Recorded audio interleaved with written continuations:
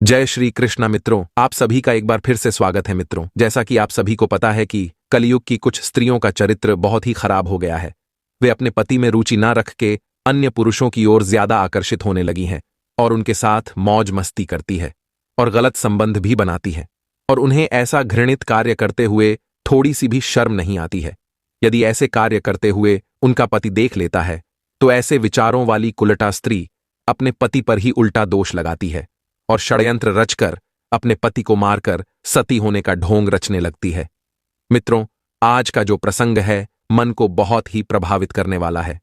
आज की कथा के माध्यम से हम सभी जानेंगे कि कलयुग की स्त्रियों को पराये पुरुष क्यों अच्छे लगते हैं, वे पराये पुरुषों की ओर क्यों आकर्षित होती हैं। तो चलिए मित्रों, आपका ज्यादा समय नष्ट ना करते हुए इस कथा को प्रारंभ करते हैं। मित्रों, एक बार भगवान श्री कृष्ण द्वारिका नगरी में अपने सिंहासन पर बैठे थे। तभी आकाश मार्ग से होते हुए देवर्षि नारद जी नारायण नारायण का जाप करते हुए भगवान श्री कृष्ण के पास आते हैं और उन्हें प्रणाम करते हैं। फिर भगवान श्री कृष्ण देवर्षि नारद जी से कहते हैं, हे ब्रह्मानंदन, आज अचानक से द्वारिका नगरी में किस प्रयोजन से आना हुआ? सब कुशल मंगल तो है?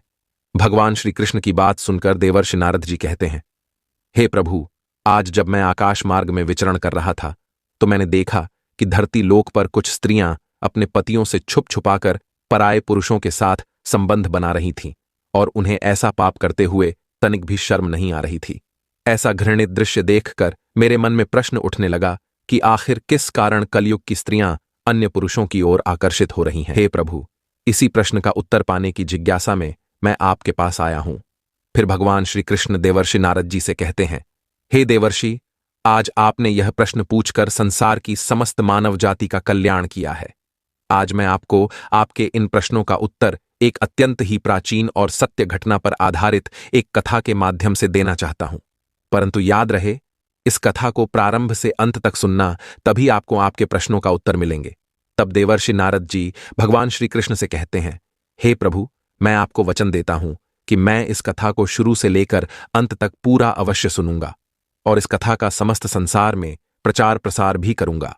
प्रिय मित्रों, मेरा आप सभी से निवेदन है कि आप सभी लोग इस कथा को शुरू से लेकर अंत तक पूरा अवश्य सुनें और इस कथा का ज्यादा से ज्यादा प्रचार प्रसार करें, जिससे कि संसार की समस्त स्त्री और उनके पति के बीच एक अटूट प्रेम भाव बना रहे। मित्रों, भगवान श्री कृष्ण कथा सुनाते हुए कहते हैं, हे देवर्षि नारद, यह कथा उस समय की है जब द्वापर युग का अंत हो रहा था और कलयुग की शुरुआत हो रही थी। उस समय निषाद नाम का एक देश था और उस देश में वीरसेन नाम का राजा शासन करता था। राजा वीरसेन अत्यंत ही पराक्रमी और साहसी था। उन्हें युद्ध कौशल में पारंगत हासिल थी। उनके राज्य में प्रजा बहुत खुश थी। हे देवर्षि, राजा वीरसेन के एक पुत्र था जिसका नाम नल था। राजा वीरसेन ने आगे चलकर अपने पुत्र नल को निषाद देश का उत्तराधिकारी घोषित कर दिया और उसे राजा बना दिया। राजा नल भी अपने पिता के समान पराक्रमी और साहसी था। वह सभी गुणों से परिपूर्ण था, परंतु उसकी एक बहुत गंदी आदत थी। वह आदत थी जुआ खेलने की। उसी समय विदर्भ देश में भीष्मक नाम के एक राजा राज्य करते थे। राजा भीष्मक भी नल के समान ही सर्वगुण संपन्न और पराक्रमी थे, लेकिन राजा भीष्मक की कोई संतान नहीं थी। इस बात से वह बहुत चिंतित रहते थे। एक दिन राजा भीष्मक के दरबार में एक तेजस्वी संत महात्मा आते हैं। राजा भीष्मक साधु महात्मा की खूब सेवा करता है। राजा की सेवा भक्ति से प्रसन्न होकर वह सन्यासी महात्मा राजा भीष्मक को संतान प्राप्ति का मार्ग बताते हुए कहते हैं, हे राजन, महल से सुदूर कोस पर एक कुटिया है। वहां दमन ऋषि रहते हैं। यदि तुम उन्हें प्रसन्न कर लोगे तो वह तुम्हें अवश्य ही संतान प्राप्ति का वरदान देंगे। इतना कहकर वह साधु महात्मा दरबार से चले गए। फिर राजा भीष्मक ने महर्षि दमन को प्रसन्न करके उनके वरदान से 4 संतानें प्राप्त की, जिनमें से 3 पुत्र और 1 कन्या थी। पुत्रों के नाम थे दमदांत और दमन पुत्री का नाम था दमयंती। मित्रों, दमयंती स्वर्गलोक की अप्सराओं के समान रूपवती थी। उसके नेत्र कमल की पंखुड़ी के समान थे। आगे भगवान श्री कृष्ण कहते हैं, हे देवर्षि, उन दिनों अनेकों लोग विदर्भ देश से निषाद राज्य में आते और राजा नल के सामने राजकुमारी दमयंती के रूप और गुणों का बखान करते, और निषाद राज्य से विदर्भ में जाने वाले भी दमयंती के सामने राजा नल के रूप, गुण और पवित्र चरित्र का वर्णन करते। इस प्रकार धीरे धीरे दोनों के हृदय में पारस्परिक प्रेम अनुराग उत्पन्न हो गया। मित्रों, उस समय तीनों लोकों में राजकुमारी दमयंती के समान कोई भी सुंदर स्त्री नहीं थी। और उसके सौंदर्य के चर्चे तीनों लोकों में होते रहते थे, सभी असुर और देवता, यहां तक कि उस समय के सभी राजा भी दमयंती से विवाह करना चाहते थे। ऐसे ही दिन बीत रहे थे। एक दिन राजा नल अपने महल में टहल रहे थे। तभी उनकी नजर राजमहल के उद्यान सरोवर में क्रीड़ा कर रहे कुछ हंसों पर पड़ी। इतने सुंदर हंसों को देखकर राजा नल से रहा नहीं गया और उन्होंने एक हंस को पकड़ लिया। वह हंस राजा नल के हाथों से अपने आप को छुड़ाने का प्रयास करने लगा, किंतु वह राजा नल के हाथों से स्वयं को नहीं छुड़ा सका। अंत में थक हार कर उस हंस ने कहा, हे राजन, यदि आप मुझे छोड़ देंगे तो हम सभी हंस विश्वसुंदरी राजकुमारी दमयंती के पास जाकर आपके गुणों का ऐसा वर्णन करेंगे कि वह आपकी प्रशंसा सुनकर आपको अवश्य वर लेगी। हंस की यह बात सुनकर नल ने हंस को छोड़ दिया। फिर वे सब हंस उड़कर विदर्भ देश में गए। राजकुमारी दमयंती ने जब अपने हंसों को देखा तो वह बहुत प्रसन्न हुई और हंसों को पकड़ने के लिए उनकी ओर दौड़ने लगी। दमयंती जिस हंस को पकड़ने के लिए दौड़ती, वही हंस बोल उठता कि अरे दमयंती, निषाद राज्य में एक नल नाम का बहुत ही सुंदर राजा है। वह अश्विनी कुमार के समान सुंदर है। मनुष्यों में उसके समान सुंदर पृथ्वीलोक पर और कोई नहीं है। वह मानो साक्षात कामदेव का स्वरूप है। यदि तुम उसकी पत्नी बन जाओगी तो तुम्हारा जन्म और रूप दोनों सफल हो जाएंगे। फिर हंस ने कहा, हे राजकुमारी, हमने देवता, गंधर्व, मनुष्य, सर्प और राक्षसों को घूम घूम कर देखा है, परंतु नल के समान कहीं सुंदर पुरुष देखने में नहीं आया। जैसे तुम स्त्रियों में रत्न हो, वैसे ही राजा नल पुरुषों में भूषण है। तुम दोनों की जोड़ी बहुत ही सुंदर होगी। उस हंस की बात सुनकर राजकुमारी दमयंती के मन में राजा नल से मिलने की उत्सुकता होने लगी। फिर दमयंती ने प्रेम भरे स्वर में हंस से कहा, हे हंस, तुम नल से भी ऐसी बात कहना। फिर हंस ने निषाद राज्य में लौटकर नल से दमयंती का संदेश कह दिया। इधर हंस से राजा नल की प्रशंसा सुनने के बाद से दमयंती दिन रात राजा नल का ही ध्यान करती रहती थी। रानी दमयंती राजा नल से मिलने को व्याकुल हो रही थी और राजा नल का भी यही हाल था। वे भी राजकुमारी दमयंती से मिलने के लिए बहुत व्याकुल हो रहे थे, लेकिन उन्हें यह समझ में नहीं आ रहा था कि वे कैसे दमयंती से मिलकर उन्हें अपने हृदय की बात बता सके। राजा नल के वियोग में दमयंती का शरीर बहुत दुबला पतला हो गया था। मित्रों, दमयंती का सखियों ने दमयंती के हृदय का भाव ताड़कर विदर्भ राज से निवेदन किया कि हे महाराज, राजकुमारी अस्वस्थ हो गई है। राजा भीष्मक ने अपनी पुत्री के संबंध में बहुत विचार किया कि ऐसा मेरी पुत्री के साथ क्यों हो रहा है। फिर अंत में वह इस निर्णय पर पहुंचे कि मेरी पुत्री अब विवाह के योग्य हो गई है, इसलिए अब मुझे इसका स्वयंवर कर देना चाहिए। राजा भीष्मक ने अपने मंत्रियों और सैनिकों को आदेश दिया कि पृथ्वी लोक पर जीतने भी राजा महाराजा है। उन सभी को राजकुमारी दमयंती के स्वयंवर का निमंत्रण पत्र भेज दिया जाए। मित्रों, राजकुमारी दमयंती के स्वयंवर का निमंत्रण मिलते ही दूर दूर से राजा महाराजा अपने हाथी, घोड़े और रथों की ध्वनि से पृथ्वी को मुखरित करते हुए सज धज कर विदर्भ देश में पहुंचने लगे। राजा भीष्मक ने सबके स्वागत सत्कार की समुचित व्यवस्था कर रखी थी। उधर जब इंद्रलोक में सभी देवताओं को दमयंती के स्वयंवर का समाचार मिला तो देवराज इंद्र, वरुण, अग्नि आदि सभी देवता अपने अपने वाहन पर बैठकर विदर्भ देश की तरफ निकल पड़े। इधर जब राजा नल को राजकुमारी दमयंती के स्वयंवर का संदेश मिला तो वे भी तुरंत ही दमयंती के स्वयंवर के लिए विदर्भ राज्य की तरफ निकल पड़े। मित्रों, आगे भगवान श्री कृष्ण देवर्षि नारद जी से कहते हैं, हे देवर्षि, देवताओं ने स्वर्ग से उतरते समय देख लिया कि कामदेव के समान एक सुंदर राजा दमयंती के स्वयंवर के लिए जा रहा है। उसके मुख पर सूर्य के समान चमक है। उसके लोकोत्तर रूप को देखकर देवता भी चकित हो गए। मित्रों, इंद्रदेव ने तुरंत पहचान लिया कि ये राजा नल हैं। उन्होंने अपने वाहनों को आकाश में खड़ा कर दिया और नीचे उतरकर सभी देवता राजा नल के सामने आ गए। राजा नल ने सभी देवताओं को प्रणाम किया। फिर देवराज इंद्र ने राजा नल से कहा, हे वत्स नल, आप बहुत ही रूपवान और गुणवान हैं, साथ ही सत्यव्रती भी है, इसलिए आप कृपा करके हमारी सहायता कीजिए और हमारे देवदूत बन जाइए।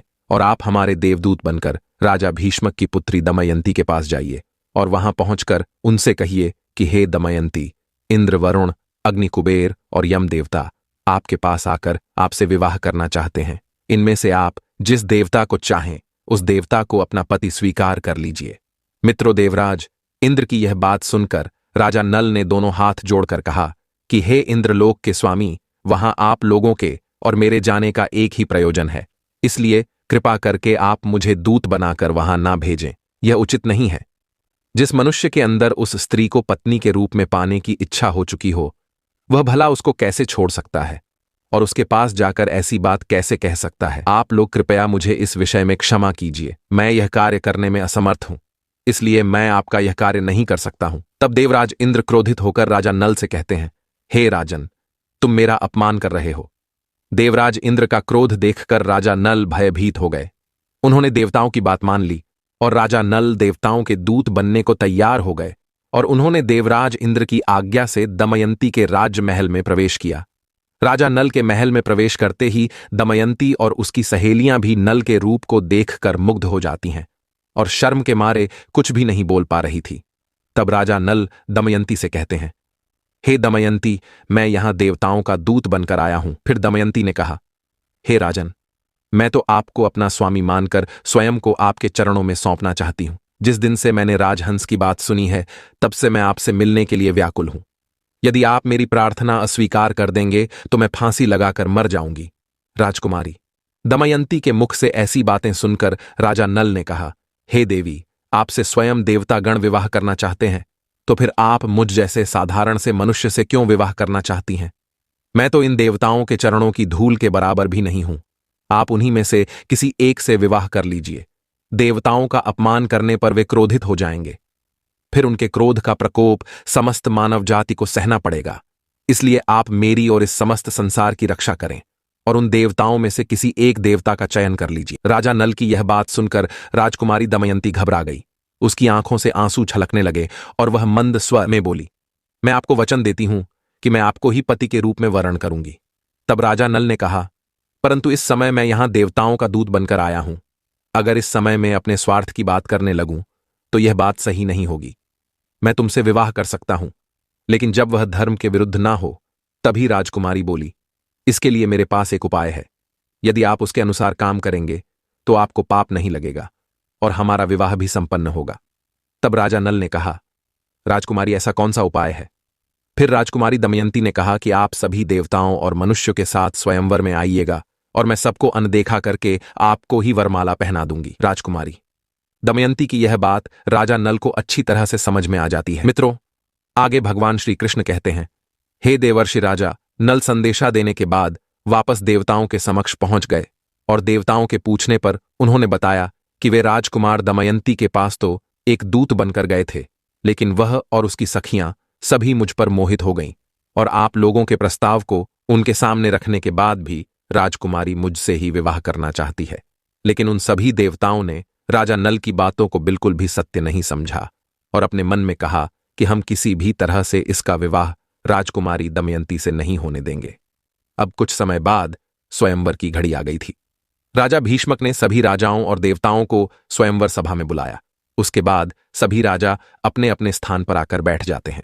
थोड़ी देर बाद राजकुमारी दमयंती को स्वयंवर सभा में लाया गया और सभी राजाओं से राजकुमारी का परिचय कराया जाने लगा। वह उन्हें देखकर आगे बढ़ने लगी।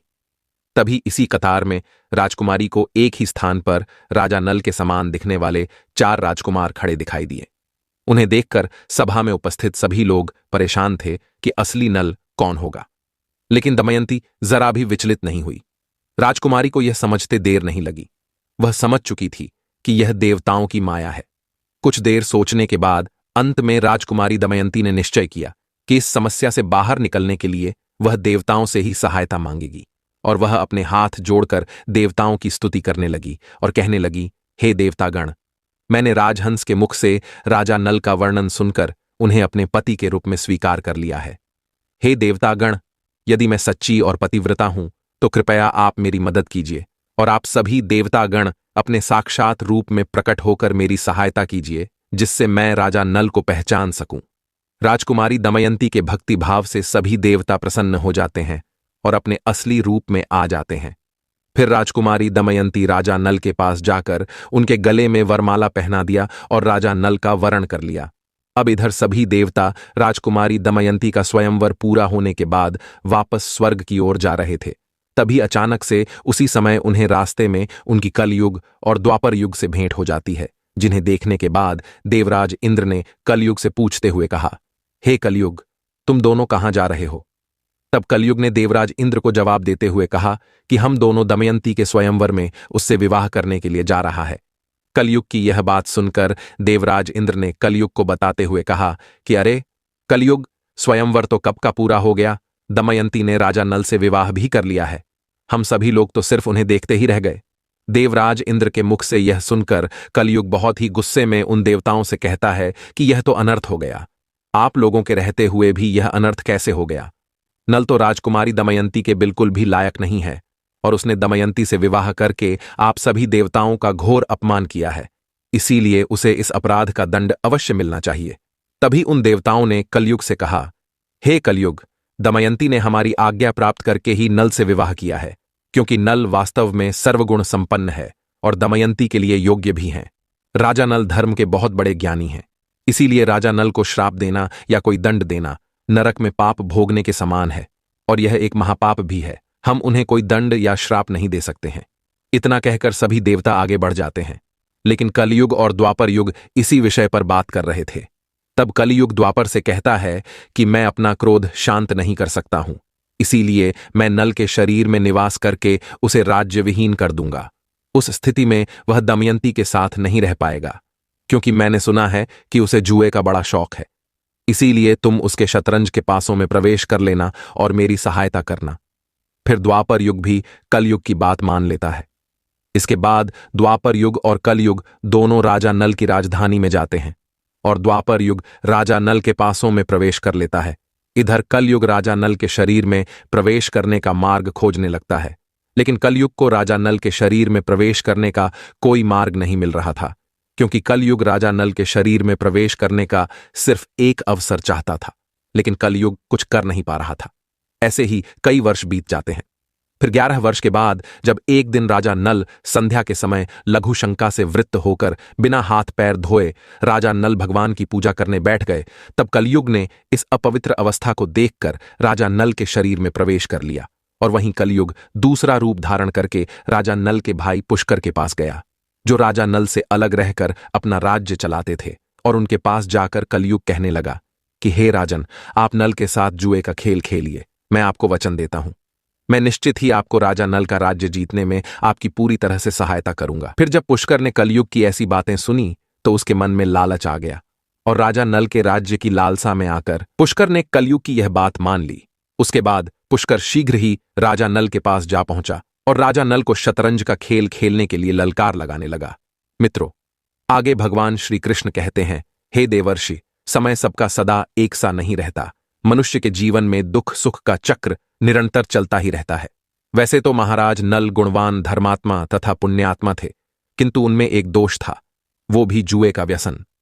हे देवर्षि, कलियुग के कहने पर जब उसका भाई शतरंज खेलने के लिए ललकार रहा था तो उस समय रानी दमयंती भी वहीं पर खड़ी थी। अपनी पत्नी के सामने राजा नल उसकी ललकार को सहन न कर सके और राजा नल ने पुष्कर के साथ शतरंज खेलने का निश्चय किया। उसके बाद शतरंज का खेल प्रारंभ हो जाता है। भाग्य प्रतिकूल था। राजा नल हारने लगे। सोना चांदी रथ राजपाट सब हाथ से निकल गया। महारानी दमयंती ने प्रतिकूल समय जानकर अपने दोनों बच्चों को विदर्भ देश की राजधानी कुंडिनपुर भेज दिया। मित्रों, जब यह बात राजा नल की प्रजा और मंत्रियों को पता चली कि राजा नल शतरंज में सब कुछ हारते हुए चले जा रहे हैं, तब उन्होंने राजा नल को बहुत रोकना चाहा, लेकिन उन्होंने किसी की भी बात नहीं मानी और वे तब तक नहीं रुके जब तक कि वे अपना सारा धन हार ना गए। फिर जब मंत्रियों ने रानी दमयंती के पास आकर उन्हें राजा नल को रोकने का संदेश पहुंचाया, तब रानी दमयंती भी राजा नल के पास आई और उन्होंने राजा नल से कहा कि हे स्वामी, आपकी सारी प्रजा आपके दुख के कारण घबराई हुई है। इतना कहकर दमयंती बहुत जोर जोर से विलाप करने लगी, लेकिन राजा नल कलयुग के वश में होने के कारण उसकी एक भी बात नहीं सुन पा रहे थे, क्योंकि राजा नल जिन पासों से शतरंज खेल रहे थे उन पासों पर द्वापर युग का नियंत्रण था। इसलिए राजा नल जो भी पासे फेंकते थे वह पासे उनके प्रतिकूल ही पड़ते थे, जिससे राजा नल अपना सारा धन हार गए। फिर अंत में सब कुछ जीतने के बाद पुष्कर ने कहा, मैं तुम्हारा जीता हुआ धन और राजपाट तुम्हें सब कुछ वापस कर दूंगा, लेकिन बदले में तुम्हें अपनी पत्नी दमयंती को मुझे सौंपना होगा। पुष्कर के मुख से ऐसे शब्द सुनकर राजा नल ने अपनी म्यान से तलवार निकालकर उसके गर्दन पर रख दिया, किंतु वह कुछ नहीं कर सकता था, क्योंकि अब उसके पास कुछ नहीं रह गया था। मित्रों, राजपाट हारने के बाद राजा नल और दमयंती वनों में इधर उधर भटकने लगे।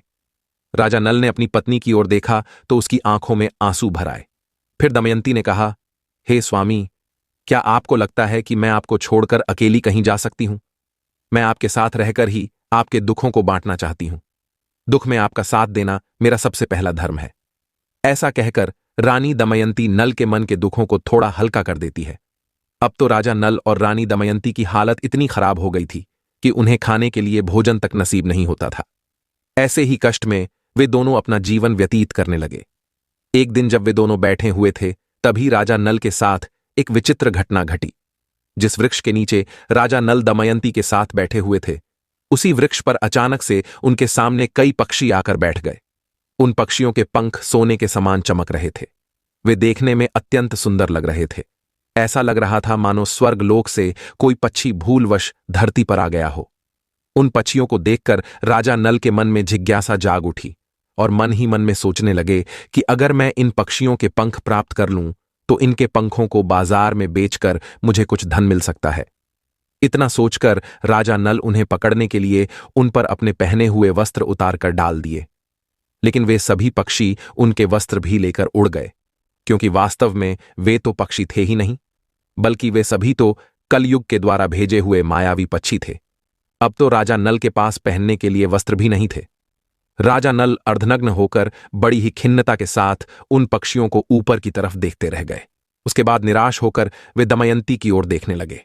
मित्रों, आगे भगवान श्री कृष्ण कहते हैं, देवर्षि, इस प्रकार से कलयुग ने राजा नल और दमयंती से अपने क्रोध का बदला लिया। फिर वह दोनों ने उसी पेड़ के नीचे रात व्यतीत की। अगले दिन जब सुबह हुई तो राजा नल ने रानी दमयंती से कहा, हे प्रिय, तुम देख रही हो, यहां बहुत से मार्ग है। इसमें से एक अवंती की ओर जाता है, दूसरा रक्षवाण पर्वत से होकर दक्षिण देश को जाता है, और सामने जो दिख रहा है वह विंध्याचल पर्वत है। और जो यह नदी आपको दिख रही है, यह पयोश्रणी नदी है जो समुद्र में मिलती है। इसके किनारे महर्षियों के आश्रम है। सामने का रास्ता विदर्भ देश को जाता है, यह कौशल देश का मार्ग है। इस प्रकार राजा नल दुख और शोक से भरकर बड़ी सावधानी के साथ रानी दमयंती को भिन्न भिन्न मार्ग और आश्रम के रास्ते बताने लगे। यह सब सुनकर रानी दमयंती की आंखें आंसुओं से भर गईं।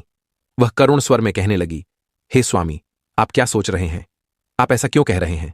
मेरे अंग शिथिल हो रहे हैं और मेरा हृदय उद्विग्न हो रहा है। आपका राज्य गया, राजपाट और धन गया, आपके शरीर पर वस्त्र नहीं रहा, आप थके हुए हैं तथा भूखे प्यासे हैं। क्या मैं आपको इस निर्जन वन में छोड़कर अकेले कहीं जा सकती हूं? मैं आपके साथ रहकर आपके दुख दूर करूंगी। यह एक पतिव्रता पत्नी का धर्म है कि वह दुख के अवसर पर अपने पति का साथ दे। पत्नी तो अपने पति के लिए दुख के समय औषध के सामान है। वह धैर्य देकर पति के दुख को कम करती है। रानी दमयंती की यह बात सुनकर राजा नल ने कहा, हे प्रिय, तुम्हारा कहना ठीक है कि दुख के समय पत्नी पति के लिए औषध है, परंतु मैं तो तुम्हारा त्याग करना नहीं चाहता। तुम ऐसा संदेह क्यों कर रही हो? तब दमयंती बोली, आप मुझे छोड़ना नहीं चाहते, परंतु विदर्भ देश का मार्ग क्यों बतला रहे हैं? मुझे पता है कि आप मेरा त्याग नहीं कर रहे हैं। मित्रों, भगवान श्री कृष्ण कहते हैं, देवर्षि, उस समय राजा नल के शरीर पर कोई वस्त्र नहीं था। जैसे तैसे वे अपना शरीर ढके हुए थे। फिर संध्या हो गई और राजा नल गहरी सोच में पड़ गए और अपने मन में सोचने लगे कि दमयंती तो मुझसे बहुत प्रेम करती है और मेरे प्रेम के कारण ही उस बेचारी को इतना दुख झेलना पड़ रहा है। फिर राजा नल ने सोचा कि मैं इसे छोड़कर यहां से कहीं चला जाऊं तो संभव है कि इन दुखों से दमयंती को थोड़ी राहत मिल जाएगी और यह चलते चलते अपने पिता के राज्य को चली जाएगी। अपने मन में इतना सोचकर राजा नल ने दमयंती की थोड़ी सी साड़ी फाड़कर अपना शरीर ढक लिया, और जब दमयंती गहरी निद्रा में थी तब राजा नल दमयंती को वहीं पर छोड़कर दमयंती के पास से अकेले ही निकल गए, क्योंकि राजा नल के शरीर में कलयुग का प्रवेश था, जिसके कारण राजा नल की बुद्धि भ्रष्ट हो गई थी। इसीलिए वे अपनी पत्नी को वन में अकेला छोड़कर वहां से चले गए थे। और इधर जब दमयंती की नींद खुली तो वह अपने पति को अपने पास न पाकर आश्चर्यचकित हो गई और राजा नल को जोर जोर से आवाज देकर पुकारने लगी और करुण स्वर में विलाप करने लगी और कहने लगी, हे स्वामी, आप मुझे छोड़कर मत जाइए, क्योंकि मैं आपके बिना नहीं रह सकती हूं। वह राजा नल को जंगल में इधर उधर खोजने लगी, किंतु उसे राजा नल नहीं मिले। वह जोर जोर से चीखने चिल्लाने लगी और करुण स्वर में विलाप करने लगी। तभी दमयंती के पास एक अजगर आ जाता है और उसे अपना शिकार बनाने के लिए अपनी पूंछ में जकड़ लेता है। उस अजगर से बचने के लिए रानी दमयंती जोर जोर से चीखने लगती हैं, बचाओ बचाओ रानी। दमयंती के चीखने की आवाज उसी जंगल में घूम रहे एक व्याध के कानों में पड़ती है तो वह दौड़ता हुआ रानी दमयंती के पास आ जाता है और वहां पहुंचकर उसने देखा कि एक अत्यंत सुंदर स्त्री को एक अजगर ने अपनी पूंछ में जकड़ रखा है। यह देखकर वह व्याध अपने तेज बाणों से उस अजगर का मुंह चीर डालता है। उसके बाद उस व्याध ने दमयंती को उस विशालकाय अजगर से छुटकारा दिलाया। फिर उस व्याध ने रानी दमयंती से पूछा कि हे सुंदरी, तुम कौन हो? किस कष्ट के कारण तुम इस वन में भटक रही हो? तब रानी दमयंती उस शिकारी को सारा वृत्तांत सुना देती है, किंतु वह व्याध स्वभाव से दुष्ट था। वह दमयंती के सौंदर्य पर मुग्ध हो गया और वह अपनी काम पिपासा को शांत करना चाहता था। इसलिए वह व्याध रानी दमयंती से मीठी मीठी बातें करके उन्हें अपने वश में करने का प्रयास करने लगा, लेकिन दमयंती को उसके मन के भाव समझ में आ गए थे। इसलिए दमयंती ने उसकी काम वासना को बहुत रोकना चाहा, किंतु वह व्याध रानी दमयंती की बात नहीं मानी।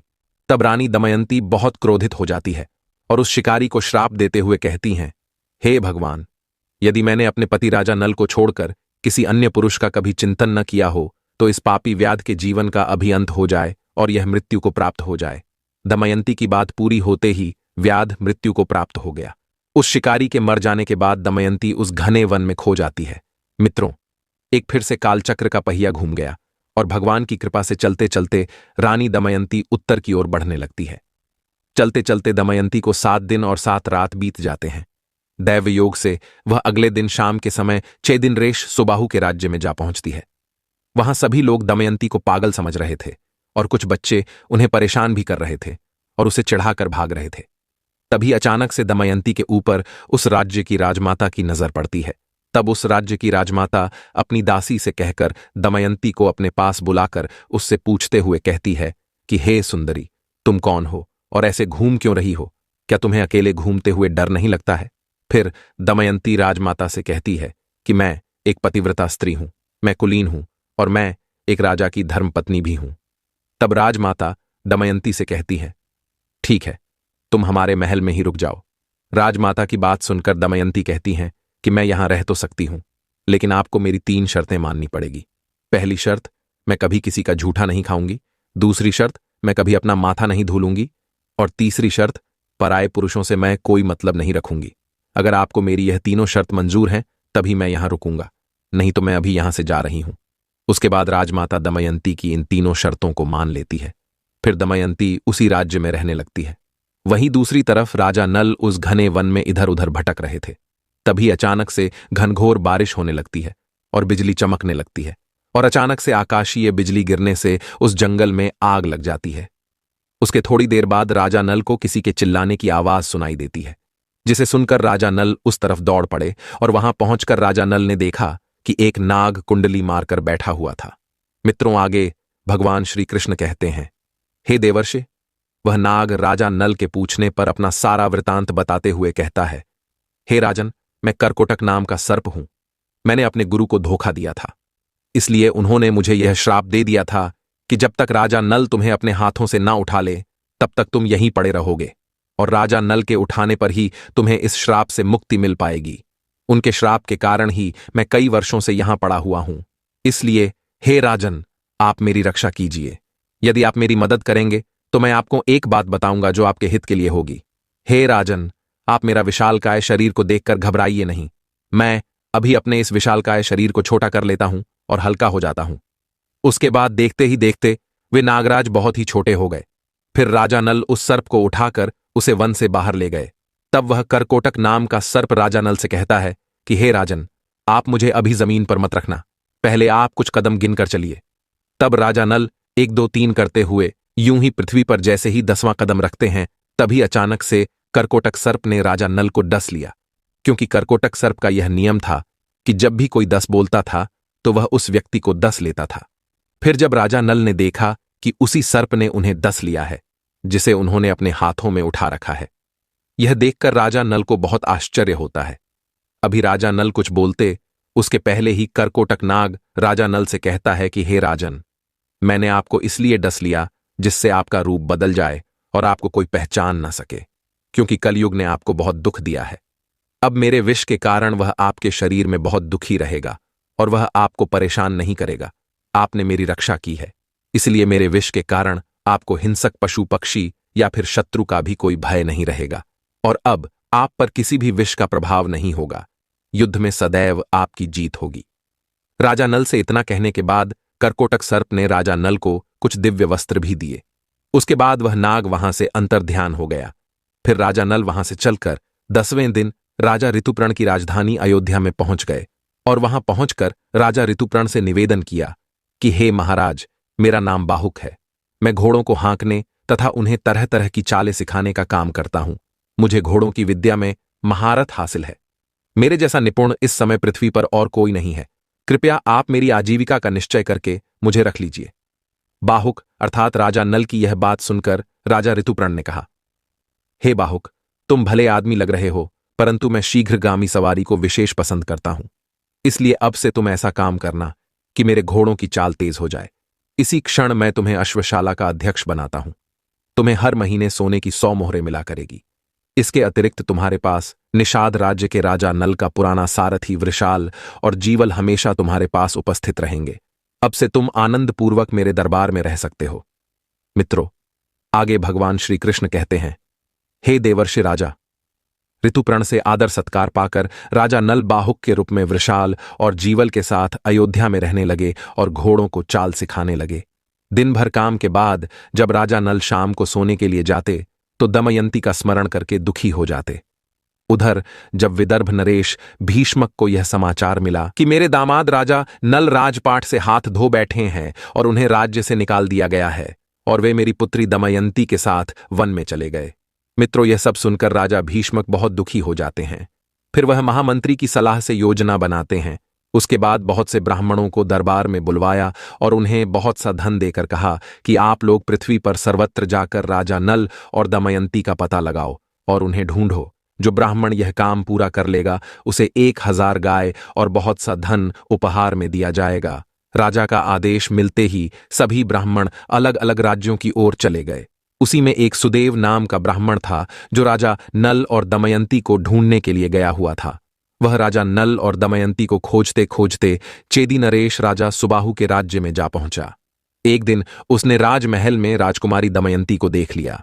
उस दिन राजमहल में कोई धार्मिक कार्य हो रहा था और दमयंती उस नगर की राजमाता के साथ बैठकर वहां का कार्यक्रम देख रही थी। जब सुदेव ब्राह्मण ने दमयंती को देखा तो वह सोचने लगा कि यह तो राजकुमारी दमयंती के सामान दिख रही है। मैंने इनको जैसा पहले देखा था वैसा ही अभी देख रहा हूं। फिर वह हिम्मत जुटाते हुए रानी दमयंती के पास गया और प्रणाम करते हुए कहा, हे विदर्भ नंदिनी, मैं तुम्हारे भाई का मित्र सुदेव ब्राह्मण हूं और महाराज की आज्ञा से तुम्हें ढूंढने के लिए यहां आया हूं। तुम्हारे माता पिता और भाई सानंद हैं। आपके दोनों बच्चे भी विदर्भ देश में सकुशल हैं, लेकिन आपके वियोग में सभी परिवार के लोग प्राणहीन होकर जीवन जी रहे हैं। आपको ढूंढने के लिए सैकड़ों ब्राह्मण पृथ्वी पर घूम रहे हैं। मित्रों, दमयंती ने सुदेव ब्राह्मण को पहचान लिया। फिर रानी दमयंती सब कुशल मंगल पूछने लगी और पूछते पूछते रो पड़ी।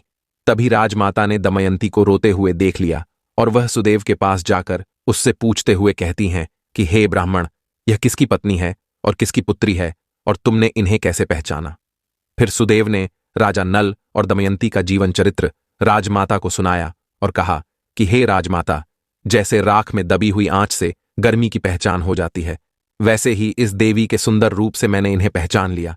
फिर राजमाता ने अपने हाथों से दमयंती का ललाट धो दिया, जिससे उसकी भौहों के बीच का लाल चिन्ह चंद्रमा के समान प्रकट हो गया। ललाट का तिल देखकर राजमाता रो पड़ी और उन्होंने 2 घड़ी के लिए दमयंती को अपने सीने से लगा लिया। फिर राजमाता ने कहा, हे पुत्री, मैंने तुम्हारे माथे के इस तिल से पहचान लिया कि तुम मेरी बहन की पुत्री हो। तुम्हारी माता मेरी सगी बहन है। हम दोनों दशार्व देश के राजा सुदामा की पुत्री है और मैं तुम्हारी सगी मौसी हूं।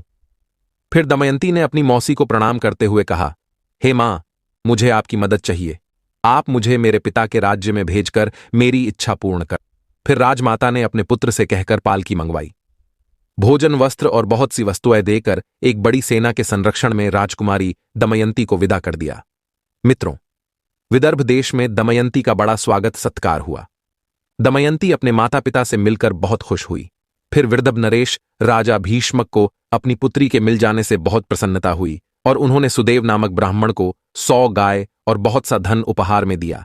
फिर कुछ दिन बाद दमयंती ने अपनी माता से कहा कि माँ जी, मैं आपसे सत्य कहती हूं, यदि आप मुझे जीवित देखना चाहती हैं तो पिताजी से कहकर आप मेरे पति को ढूंढने का उपाय कीजिए, अन्यथा मैं उनके वियोग में प्राण त्याग दूंगी। अपनी पुत्री की यह बात सुनकर रानी ने अपने पति राजा भीष्मक से कहा कि हे स्वामी, हमारी पुत्री दमयंती अपने पति के बिना बहुत चिंतित है। उसने बहुत उदास होकर कहा है कि वह अपने पति के बिना जीवित नहीं रह सकती, इसलिए मैं आपसे निवेदन करती हूं कि राजा नल को खोजने का कोई उपाय कीजिए। अपनी पत्नी की यह बात सुनकर राजा भीष्मक ने कहा, हे प्रिय, तुम चिंता मत करो, मैं अवश्य ही कोई उपाय करता हूं। फिर राजा ने अपने आश्रित ब्राह्मणों को बुलवाया और राजा नल की खोज के लिए उन्हें नियुक्त कर दिया। फिर सभी ब्राह्मण राजकुमारी दमयंती के पास जाकर बोले, हे राजकुमारी, हम सभी राजा नल का पता लगाने के लिए जा रहे हैं, परंतु हम में से किसी ने कभी राजा नल को नहीं देखा है, हम उन्हें कैसे पहचानेंगे। ब्राह्मणों की बात सुनकर राजकुमारी दमयंती ने कहा कि आप लोग जिस राज्य में जाएं, वहां मनुष्य की भीड़ में और राज दरबार में यह बात कहना, मेरे प्यारे छलिया, तुम मेरी साड़ी में से आधी फाड़कर तथा मुझ दासी को वन में सोती छोड़कर कहां चले गए तुम्हारी। वह दासी अभी उसी अवस्था में तुम्हारे आने की राह देख रही और तुम्हारे वियोग में तड़प रही है। इस प्रकार से उस भीड़ में मेरी दशा का वर्णन कीजिएगा। यदि उस भीड़ में इस प्रश्न का कोई मनुष्य उत्तर दे दे तो वह कौन है, कहां रहता है, इन बातों का पता लगा लीजिएगा। और यदि कोई मनुष्य कुछ कहता है तो मुझे आकर बताना। फिर सभी ब्राह्मण और सुदेव राजकुमारी दमयंती से आज्ञा लेकर राजा नल को खोजने के लिए निकल पड़ते हैं, लेकिन बहुत ढूंढने के बाद भी राजा नल उन्हें नहीं मिलते हैं। फिर बहुत दिनों तक ढूंढने खोजने के बाद सुदेव ब्राह्मण ने महल में आकर दमयंती से कहा, राजकुमारी, मैं आपके कहने के अनुसार निषाद नरेश नल का पता लगाते हुए अयोध्या जा पहुंचा। वहां मैंने राजा ऋतुपर्ण के पास जाकर भरी सभा में आपकी कही हुई बात दोहराई, परंतु वहां किसी ने कुछ उत्तर नहीं दिया। फिर जब मैं चलने लगा तब राजा के एक सारथी ने मुझे एकांत में बुलाकर कहा, हे ब्राह्मण, कुलीन स्त्रियां कष्ट पाकर भी अपने शील और पतिव्रता धर्म की रक्षा करती है और अपने सतीत्व के बल पर स्वर्ग जीत लेती है। यदि मनुष्य ऐसी स्त्री का परित्याग भी कर देता है तो वह इसका विरोध नहीं करती। वे अपने सदाचार की रक्षा करती है, क्योंकि वह जानती है कि त्यागने वाला विपत्ति में पड़ने के कारण दुखी हो रहा था, इसलिए उस मनुष्य पर क्रोध करना उचित नहीं होगा। इतना कहकर वह सारथी वहां से चला गया। फिर आगे बताते हुए सुदेव ने कहा, हे राजकुमारी, वह सारथी देखने में अत्यंत कुरूप था। उसके छोटे छोटे हाथ थे, वह देखने में बौना सा था। मित्रों, इतना कहकर सुदेव राजमहल में चला गया। फिर दमयंती ने रोते हुए अपनी माता को सारी बात बताई। तब दमयंती की माता उससे कहती हैं कि तुम अभी इस बात को अपने पिता से मत कहो, मैं अभी इस काम के लिए सुदेव को भेज देती हूं। तब दमयंती सुदेव के पास जाकर उससे कहती है कि हे सुदेव, आप जल्द से जल्द अयोध्या नगरी में जाकर राजा ऋतुपर्ण से यह बात कहना कि राजा भीष्मक की पुत्री दमयंती फिर से स्वयंवर में स्वेच्छा अनुसार पतिवरण करना चाहती है। इस स्वयंवर में बड़े बड़े राजा महाराजा और राजकुमार आ रहे हैं। स्वयंवर की तिथि अगले दिन के लिए निर्धारित की गई है, इसीलिए यदि आप हो सके तो आ जाइए, क्योंकि वह कल सूर्योदय के समय दूसरा पतिवरण करेगी। मित्रों, आगे भगवान श्री कृष्ण कहते हैं, हे देवर्षि राजकुमारी, दमयंती की बात सुनकर ब्राह्मण सुदेव अयोध्या गए और उन्होंने राजा ऋतुपर्ण को सारी बात बता दी। राजा ऋतुपर्ण ने सुदेव ब्राह्मण की बात सुनकर अपने सारथी बाहुक को बुलाया और मधुर वाणी से समझाकर कहा कि हे बाहुक, कल दमयंती का स्वयंवर है, इसलिए मैं एक ही दिन में विदर्भ पहुंचना चाहता हूं और तुम मुझे वहां एक दिन में पहुंचाओगे। मित्रों, राजा ऋतुपर्ण की बात सुनकर नल का कलेजा फटने लगा, मानो उसके पैरों तले से जमीन खिसक गई हो। उसे अपने कानों पर भरोसा नहीं हो रहा था। फिर उसने अपने आप को समझाते हुए अपने मन में सोचा कि हो सकता है दमयंती ने दुखी होकर ऐसा कहा होगा, हो सकता है उसने मेरी प्राप्ति के लिए ही यह युक्ति की होगी, क्योंकि वह एक पतिव्रता और तपस्विनी स्त्री है। फिर सारथी बाहुक और राजा ऋतुपर्ण रथ पर सवार हो गए और विदर्भ राज्य की ओर चल दिए। सारथी बाहुक अर्थात राजा नल रथ को इस प्रकार से हाँक रहे थे मानो जैसे आकाश में पक्षी उड़ते हैं, वैसे ही बाहुक का रथ व घोड़े चल रहे थे। थोड़े ही समय में नदी, पर्वत और वनों को वह पार करने लगे। सारथी बाहुक के घोड़े हाँकने की कला को देखकर राजा ऋतुपर्ण बहुत खुश हुए और उन्होंने अपने सारथी से कहा, हे बाहुक, तुम मुझे घोड़ों को हाँकने की विद्या सिखा दो, बदले में हम तुम्हें शतरंज के पासों को वशीकरण की विद्या सिखा देंगे। मित्रों, आगे भगवान श्री कृष्ण कहते हैं, हे देवर्षि, जिस समय राजा नल ने शतरंज के पांचों की विद्या सीखी, उसी समय कलयुग करकोटक नाग के तीखे विष को उगलता हुआ नल के शरीर से बाहर निकल गया। कलयुग के बाहर निकलने पर नल को बड़ा क्रोध आया और उन्होंने उसे श्राप देना चाहा। तभी कलयुग दोनों हाथ जोड़कर भय से कांपने लगा और क्षमा मांगने लगा और कहने लगा, हे राजन, आपने जिस समय दमयंती का त्याग किया था, उसी समय राजकुमारी दमयंती ने मुझे श्राप दे दिया था। उसी श्राप के कारण मैं करकोटक नाग के विष से जलता हुआ आपके शरीर में निवास कर रहा था। हे राजन, मुझे माफ कर दो, मैं आपकी शरण में हूं, कृपया मुझे श्राप न दे, मैं सदैव आपके पवित्र चरित्र का गुणगान करूंगा। कलयुग की यह बात सुनकर राजा नल का क्रोध शांत हो गया और कलयुग भयभीत होकर वहां से भाग गया। लेकिन यह संवाद कलयुग और नल के अतिरिक्त और किसी को मालूम नहीं हुआ। इस प्रकार कलयुग ने राजा नल का पीछा छोड़ दिया, परंतु अभी भी राजा नल का रूप नहीं बदला था।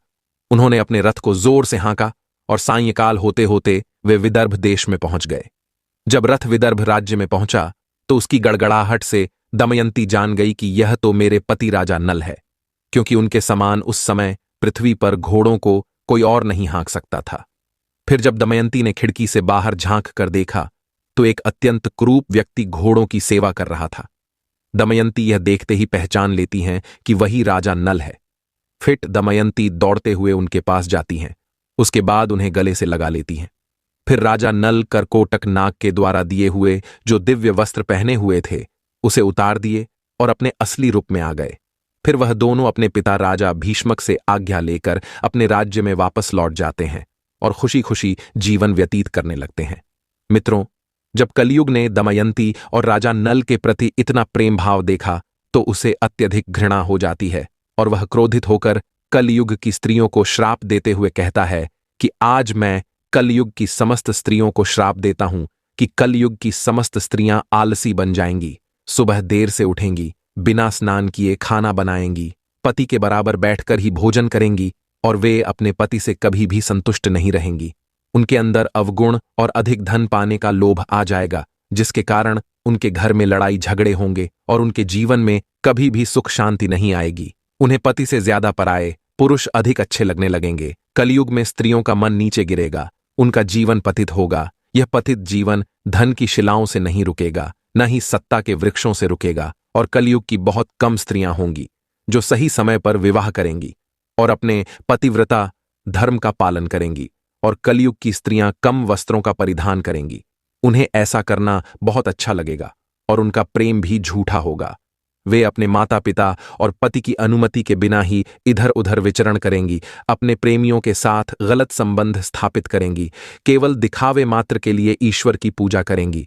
लेकिन आगे भगवान श्री कृष्ण कहते हैं, हे देवर्षि, कलयुग में जो भी मनुष्य सच्चे मन से धर्म का पालन करते हुए ईश्वर का नाम स्मरण करते रहेंगे, उन्हें इन सभी पापों से मुक्ति मिल जाएगी।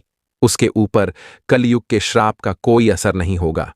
उसके ऊपर सदैव मेरी कृपा बनी रहेगी। जो मनुष्य नित्य सच्ची श्रद्धा से ईश्वर की पूजा आराधना करेगा, उसका स्वयं कलयुग भी कुछ नहीं कर पाएगा। यह मेरा वरदान है मित्रों। इस प्रकार से कलयुग ने कलयुग की समस्त स्त्रियों को यह श्राप दिया था कि कलयुग में स्त्रियों को स्वयं का पति अच्छे नहीं लगेंगे, बल्कि उन्हें पराये पुरुष अच्छे लगेंगे। मित्रों, भगवान श्री कृष्ण देवर्षि नारद जी से कहते हैं, हे देवर्षि, अब तो आपको आपके सभी प्रश्नों के उत्तर मिल ही गए होंगे। तब देवर्षि नारद जी भगवान श्री कृष्ण से कहते हैं, हे प्रभु, आज आपने मुझे इस कथा के माध्यम से बहुत ही महत्वपूर्ण ज्ञान दिया है। मित्रों, इस प्रकार से आज की यह ज्ञानवर्धक कथा समाप्त हुई। आशा करते हैं आप सभी को इस कथा से बहुत कुछ सीखने को मिला होगा। आप सभी से निवेदन है कि कमेंट बॉक्स में सच्ची श्रद्धा से जय श्री कृष्णा, जय श्री राम जरूर लिखें। मित्रों, वीडियो देखने के लिए आप सभी